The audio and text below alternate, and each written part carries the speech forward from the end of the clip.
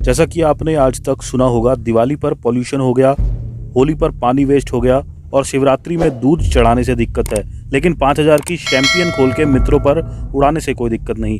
ठीक है ब्रो, आज थोड़ा क्रिसमस डे का ज्ञान भी लेकर जाओ क्योंकि अच्छे दिन आ गए हैं। सबसे पहले आपको बता दूं, एक रिपोर्ट के अनुसार क्रिसमस डे वर्ष का सबसे टॉक्सिक दिन है। रिपोर्ट की माने तो सब अपने घरों में मोमबत्तियां जलाते हैं और उससे क्यूमुलेटिव पॉल्यूशन होता है। और साथ ही क्रिसमस डे का ट्रेडिशनल फूड टर्की, जिसे पकाने में अलग लेवल का पॉल्यूशन होता है। टर्की पकाने से अल्ट्रा फाइन पार्टिकल्स का एमिशन होता है और उससे रेस्पिरेटरी सिस्टम नष्ट हो सकता है और घरों के अंदर का पॉल्यूशन भी काफी ज्यादा होता है इस दिन पर। लेकिन ये सब बहुत छोटी बातें हैं। इसमें मुख्य बात क्या है, आइए जानते हैं। दिवाली और क्रिसमस दोनों ही दिनों के अगली रात दिल्ली के पॉल्यूशन के लेवल की स्थिति सेम थी और इस पर ना तो कोई विराट कोहली बोला, ना अनुष्का शर्मा या फिर प्रियंका चोपड़ा आपको ये बताने आई कि क्रिसमस पर क्या करना चाहिए, क्या नहीं करना चाहिए। कैसा भी ज्ञान किसी ने नहीं दिया।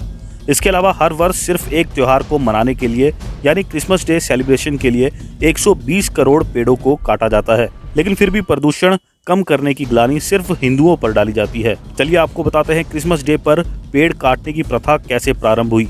अमेरिकन्स जो अभी ईसाई हैं, उनके एंसेस्टर पहले पेगन्स थे और वो जब पेगन्स थे कि सर्दियों में जब उनके घर सफ़ेद बर्फ से ढक जाते थे, तब वो अपने घरों को कलरफुल करने के लिए क्रिसमस ट्री जैसे ट्री को अपने घरों को सजाने के लिए लगाया करते थे। पेगन्स के अलावा रोमन्स एक त्योहार मनाते थे जिसका नाम था सैटिनिलिया, जो कि सूर्य भगवान को समर्पित त्योहार था। इस त्योहार में क्रिसमस ट्री को सजाने के काम में लिया जाता था।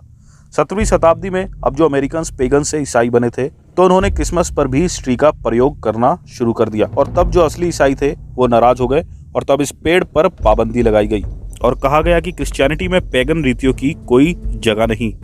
और साथ ही ये भी कहा गया कि क्रिश्चियनिटी में सेलिब्रेशन का भी कोई स्थान नहीं है।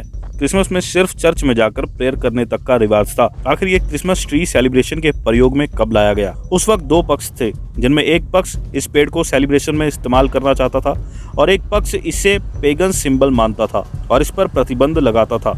लेकिन इसके बावजूद एक कहानी बनाई गई जिसमें था कि 8वीं शताब्दी में पेगन्स अपना त्योहार मना रहे थे और इस पेड़ को सजा रहे थे, तो उनका त्योहार भंग करने के लिए इंग्लिश बेनिक्टन मॉन्क बोनीफेस गए और इतनी फोर्सफुली प्रहार किया इस पेड़ पर कि वो टूटकर नीचे गिर गया। तब ये पेड़ पेगन्स की हार की निशानी बना और इसलिए इस पेड़ को प्रयोग में लाया जाने लगा, पेगन्स की हार की निशानी के तौर पर। तो आपकी हमारी इस रिपोर्ट पर क्या राय है, हमें कमेंट बॉक्स में जरूर बताएं और ऐसी फैक्ट से भरपूर खबरें पाते रहने के लिए हमारे चैनल द पॉलिटिक्स न्यूज़ को सब्सक्राइब करें।